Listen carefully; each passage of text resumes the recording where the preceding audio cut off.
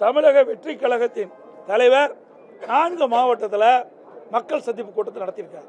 திருச்சி, அரியலூர், நாகப்பட்டினம், அதுபடுத்து திருவாரூர், அதுக்கு பிறகு நாமக்கல், அப்புறம் தான் கரூருக்கு வந்தார்.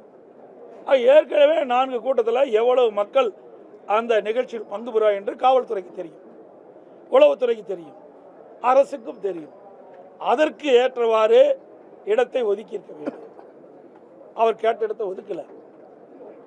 அதோடு எவ்வளவு மக்கள் வருகின்றார்களோ அதற்கு ஏற்றவாறு காவலர்கள் பாதுகாப்பு பணியில் ஈடுபட்டிருந்தால் உயிர் சேதத்தை தடுத்திருக்கலாம். அதுவும் செய்ய அரசு தவறிவிட்டது. அதோட காவல்துறை அதிகாரிகள் ஒரு பேட்டியில் குறிப்பிட்ட பொழுது, தமிழக வெற்றி கழகம் கரூரில் மக்கள் சந்திப்பு கூட்டத்தில் 500 காவலர்கள் பாதுகாப்பு பணியில் ஈடுபட்டு சொன்னாங்க. அப்படி தொலைக்காட்சியில் நான் பார்த்தேன், ஊடகத்தில் பார்த்தேன்.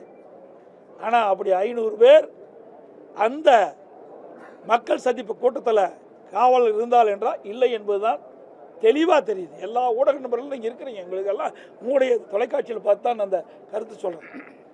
எவ்வளோ பேர் அந்த ஸ்பாட்டில் இருந்தாங்க? இந்த மக்கள் சந்திப்பு கூட்டத்தில் தமிழக வெற்றி கழக தலைவர் பேசுகின்ற பொழுது எவ்வளோ காவலர் அந்த இடத்துல இருந்தாங்க?